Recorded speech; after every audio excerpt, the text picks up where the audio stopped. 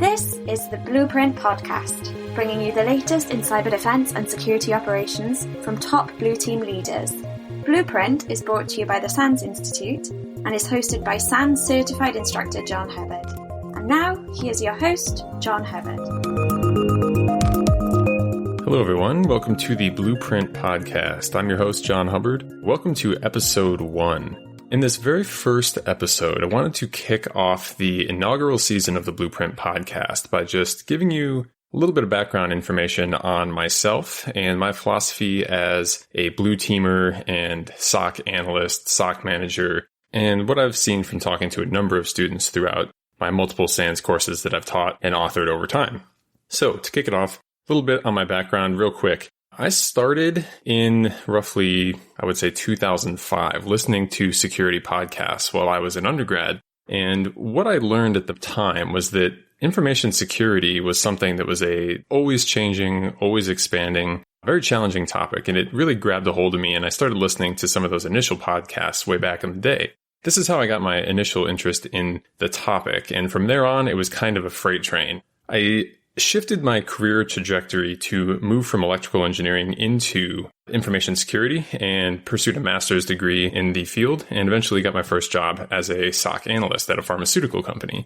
That job brought with it a lot of really interesting and unique experiences, a lot of challenges, a lot of things very typical of the industry that you would see in any organization. Getting access to the right data, getting the right visibility, spotting the attacks that were most relevant to us. And so through that experience, I built up a lot of real-world practical knowledge on how to do this task from a variety of standpoints as a manager and as a technical expert. And so with that, around 2015, I started transitioning towards teaching for SANS. I did my first course in malware reverse engineering, which led to my second course in penetration testing, and then a third course in security monitoring.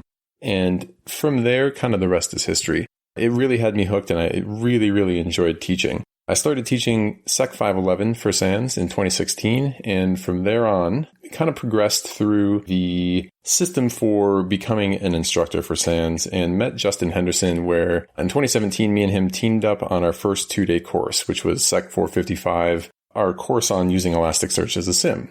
Then, after that course was released, I told SANS, hey, I had this experience as a SOC manager, and one of the problems we always came to was, what do we give people as a base level training? And, I didn't know that there was anything that was a perfect match for that at the time, which is where my second course came from, SEC 450, Blue Team Fundamentals, which is a 6-day course all about what I believe is a base set of knowledge that should be kind of commonly shared amongst all people working in a SOC. And so developed that course, which led into the 2-day Management 551 course, which is just being released at the time of this recording on 2 days of SOC management. So that's kind of my background in a nutshell. Security analyst, senior analyst, SOC manager, instructor, background in malware, reverse engineering, penetration testing, continuous monitoring, and security operations, and then ultimately turned into a SOC consultant, SANS certified instructor, author of several Blue Team operations curriculum courses.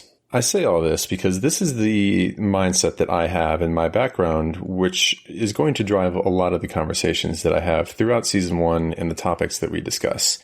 My goal with this podcast is to be as useful as possible in the shortest amount of time. I like podcasts that get really down to the point and make it so that you can learn an important topic in an easily understood manner and an efficient way. I love listening to podcasts on drives and other things like that. And so my goal is going to be to cram as much information as I can with some of the most interesting people I can find into the shortest amount of time it takes to convey that information. So to kick this off, I want to talk a little bit through my mindset. When I go into either a customer's environment for the first time who's looking to get as much value as possible, as quickly as possible out of their SOC, or whether I have a student that's asking a question about what's their next best move that they can do, there's a couple concepts that I always find myself going back to. And so for this first episode, I wanted to line some of those things up and explain my sort of philosophy of the art of blue teaming. So without further ado, here we go. The first thing that I like to talk about when considering what to do as a blue team is mindset about what is winning in a modern attack versus a traditional attack. And when I say that, what I mean is Most attacks that we are the most worried about nowadays are the advanced attackers. Those are the attacks that end up with consequences that are incredibly expensive. And so, yes, it is annoying that as a blue team, if we get bot infections and other things like that, but getting rid of those is really just usually a case of wiping, re-imaging, and giving someone their computer back. As a course of dealing with advanced attacks, things are very, very different, right? These attackers come to us for a specific reason. They have a goal, and if they get to that goal, we are going to be in the news. We're going to be paying millions of dollars. Our organizations really, really do not want this to happen. So first and foremost, as a blue team, everything we do needs to be oriented towards catching these types of attacks before they get all the way to the end. And when I say the end, I mean the end of the kill chain or however you want to model an attack. Attacks don't go from, hey, let's probe an open port to, yeah, well, you just lost $1 million worth of customer info in a heartbeat. At least most times they don't. There may be some exceptions there with SQL injection and other things where websites are really bad. Most cases, that's not true, right? So what we need to do as a blue team is architect as many hurdles, traps, and different defenses and preventions that we can get in the way of an advanced attacker with and catch them at some point before they get to the end of that kill chain. And if we can do that, then we can be alerted to their presence and start to either engage or hopefully just kick them out as quickly as possible and slow them down, right? And so that's the goal, overarchingly, right? So to do this, we need to know a couple of key things. One of those key things is, what is it that we're trying to defend in the first place?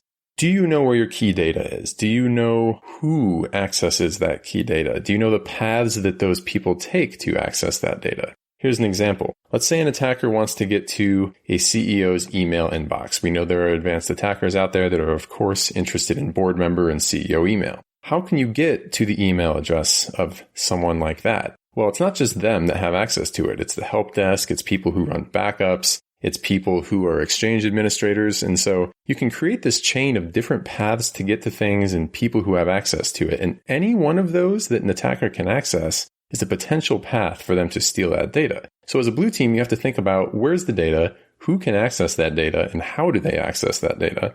And how can we detect any kind of movement down those paths? Those are the things that are going to be key, just kind of core mindset details that you need to have. Then beyond that, you want to start to define your enemy. If you can define your enemy really in any form or fashion, that is going to help you tailor your defense and spend your money in the best possible way to get in the way of that attacker. This is where threat intelligence comes in. Threat intelligence, we often think about, if you're an analyst, on the what we would call a tactical level, the very atomic IOC hash values, subdomains, any of that sort of stuff, kind of small bits of information level. But there's higher levels of threat intelligence than that. There's what's referred to as the operational level of threat intelligence, or even strategic level, which is more broad picture. What attackers are out there and what do they want? As a blue team, you need to have, first and foremost, some idea of the strategic level of threat intelligence. Who is out there that wants the type of data you have? If you don't know specifically, go back in history. Look at some of the attacks that have been written up by FireEye or really any of those groups out there, CrowdStrike, Microsoft. Google the type of industry you're in and then see if you can find a past attack that applies to a company like you. And look at who that attack was attributed to. Then, once you have some idea of who they are, you can say, well, if they're interested in this company that's very similar to mine, they're probably going to be interested in my company as well. So with that information and with that assumption, of course, that we hope is correct, and it's probably the most correct we can get without special inside information, look at the way that they perpetrated that attack. Look at their tools, look at their methods. How advanced were they? What protocols do they like to use? How did they do lateral movement? What were their goals? That whole sort of thing, right? This is the higher level kind of strategic, what's going on here in the big picture, and then the operational level details of those campaigns. Those are the things you're going to be needing to protect against at a high level. So if you can nail those things down, that's going to start to aim your team in the right direction so that you can spend your money in the most effective way possible. Then, once you know who your attackers are, or at least you think you know as best as you can find out, and you look at the tools they use, you look at the methods that they are operating with inside networks, whether they're using custom malware, living off the land, all of that sort of stuff, then you can kind of focus in on the tactical level of threat intelligence and say, what are the specific items that these groups use? What are their domains? What hashes of their malwares are available? Things like that. What are the specific details? And with all three of those pieces, who your attacker is, what they do, what they want, how they operate, and then the specifics on the attacks. Hopefully, you've found at least some detail to start tailoring your defense. And that information is where you can start to build a blue team and say, this is what we have of value because we've defined our assets. This is the enemies that we think we're going to face because they're interested in what we have, and this is how they're going to do it. You can start picking the tools you need, the data you need to source, and the technology you're going to have to utilize to start defending against those styles of attacks. Now, another piece of this puzzle is just thinking about security operations as a whole. When it comes to a SOC, I remember being an analyst, a long time ago, walking in on the first day and thinking, there are a lot of really cool tools in here. And, I don't know what a lot of these do necessarily because I haven't sat behind one at a large organization before. So I have to figure all of this out. That's one of the things I tried to write into my class. And I came up with this kind of framework of the 5 kind of things that a SOC does, at least as kind of core activities. And so number 1 is collection, which is just pulling in the data you need to even spot an attack in the first place. The second one being detection, which is going to take the items you've collected, plus the threat intelligence you have, plus any rules and analytics that come with your technologies that you've already purchased, and then identify things that might be bad. Anything that comes out of the detection phase is going to go into a big pile of things you need to triage as a SOC. Things that need to be triaged are going to be looked at in order of apparent priority. And I say apparent because it's sometimes hard to tell. We all probably know that if you've looked at a list of alerts before. And we say, okay, which one seems to be the most important? And is this a true positive? Is this a false positive? We look in the investigation kind of section. That's the next piece. We move into the investigation section and answer that question. If that alert is a true positive, then it moves on to part 5, which is incident response, where you qualify this as an actual incident. Something bad is happening and you have to spin up the full capacity to, block that incident, get in the way of the attackers, eradicate, contain the malware, recover from everything, and then ultimately wrap that up with a lessons learned meeting and all that good stuff and continuously improve your process amongst all of those things. As kind of side auxiliary features to those 5 steps, collection, detection, triage, investigation, and incident response, we have multiple other groups that either are part of the SOC or work very closely with the SOC. That would be threat intelligence teams, if you have an organization that's big enough for one, pen testers, red teamers, forensics groups, and all these other kind of supporting groups that help the SOC do its job better and more completely day to day, right? And so you take all these kind of functions and we have our technologies that help us do those. The biggest technologies for a security operations center are going to be the SIEM, Security Information and Event Management, the Incident Management System, IMS. You may use different acronyms for it. That's what I usually call it. And there is typically some sort of threat intelligence platform as well. A lot of students tell me they don't have a dedicated threat intelligence platform, but those are the 3 tools that I think are the big things that you should have in some capacity. Threat intelligence platforms, things like MISP, that will be holding your threat intelligence data. Those 3 tools will work together to collect your data, highlight things that are potentially bad, help you triage them, and then help you document any kind of incidents that are going on, match against bad indicators and other information that you've stored in the threat intelligence platform, and then hopefully, ultimately out of all of that, close cases, right? Now, to do this, it takes a lot of data. That data generally comes in 2 different forms. And so when I go to a team and I'm assessing, how good of a job they're doing, I often break the data quality and availability into 2 different camps. That would be the host-based data and the network-based data. So network security monitoring is the function that the term for the function that covers network security data. Can you see what devices are talking to each other? Can you see the protocols they're using? Can you see the contents of that conversation? Maybe you just have NetFlow, right? Anything is better than nothing, but ideally, as a blue team, you can see every different connection throughout your network as much as possible. That's important because you have to spot lateral movement once an attacker gets inside the network. And if the only thing you can see is the perimeter of the network, of course, it's going to be very hard to spot an attacker that's already come inside the network. That's one big piece. The other piece is host-based data. Host-based data is going to be what processes are running, what auto-runs items are on a machine, what services are there. Really anything that you can see from the vantage point of an agent that might be running on the computer or a process, something like that. When we have EDR tools, when we have Sysmon running, antivirus, that's usually the realm of what those tools are dealing with. What's running? What started it? Is it a signed process? Where did that file come from? What, ports is it using? If it's encrypting stuff, maybe it can get some kind of view on stuff pre-encryption, things like that. You take your network data, you take your host data, you combine both of those things together, turn all of that data into some sort of log if you can, and give it to your SIEM, where you as an analyst can take the alerts that were generated based on it, and then find all of the other context on the activity of what happened on a host when an alert goes off. One of the things that you might find is there are certain log types that will not include key data. A DNS log, for example, will have a domain name, it will have an IP address, but it won't inherently tell you who made, or at least won't directly tell you who made that request. It will tell you a source IP, and that source IP will have to be correlated with maybe a DHCP log or some kind of Kerberos ticket request that has a username associated with it telling you the same source IP of where that DNS request came from, and then you can infer that it was that same person that made it.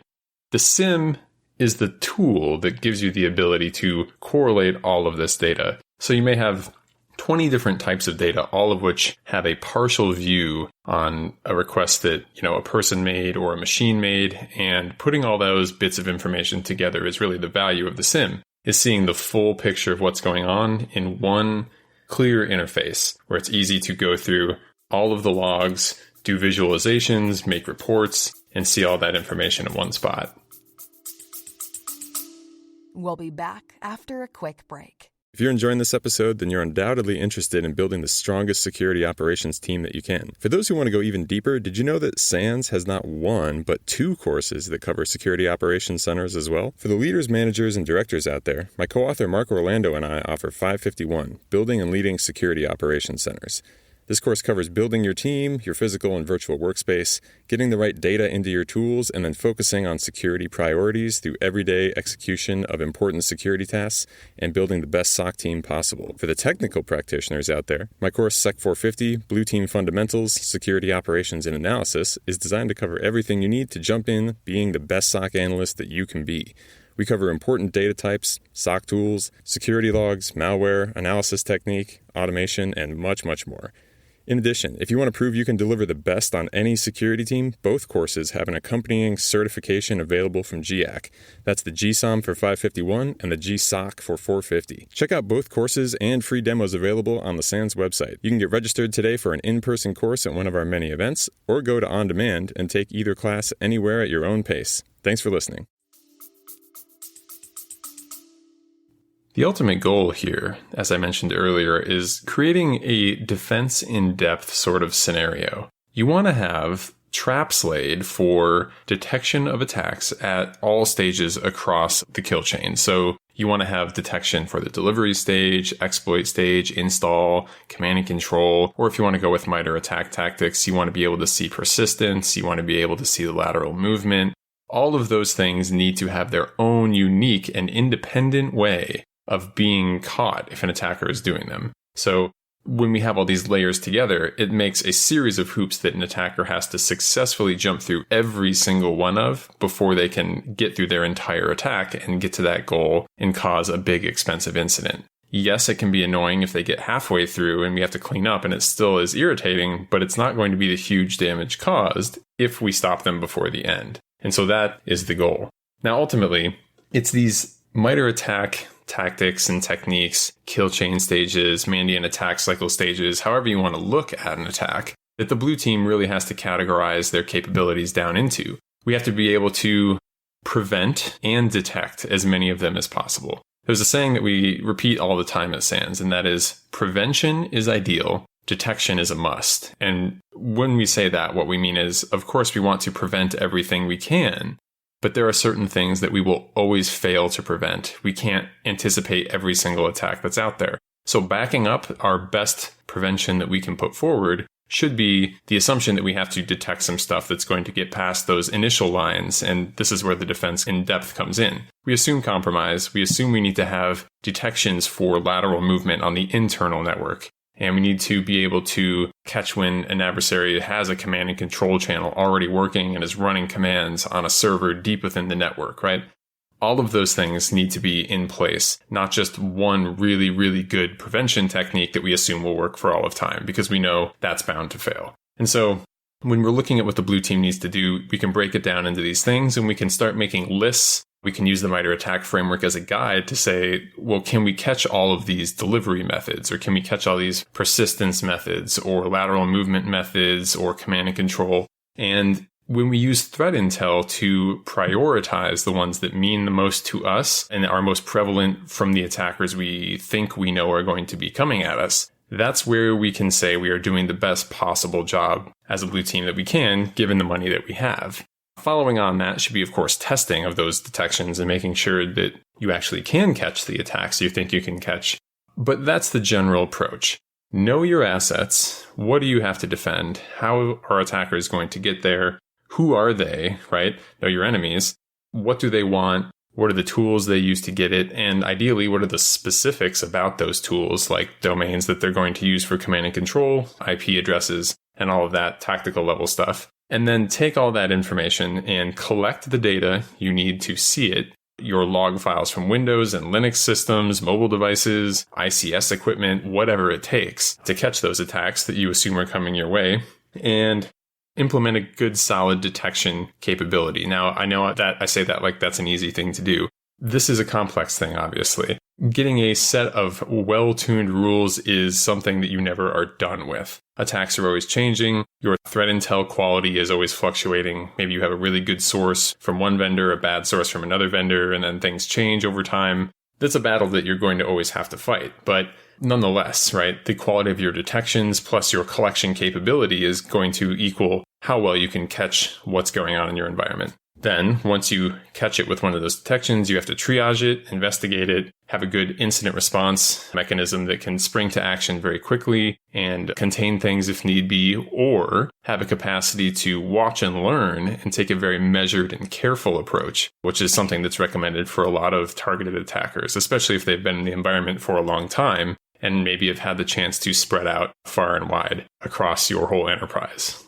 So in general, that's my approach. Know your assets and your data, understand your enemies, and then understand the logs you need to collect and the detection technologies and capabilities that the SOC has to implement in order to catch those attacks going to those assets. That is really what blue teaming is about. The best use of resources fed by the best information you can possibly get, and also backed by, ideally, well-trained individuals with a well-defined process and the knowledge, capability, and skill set to do a thorough job of ridding the environment of any attackers that do find their way in.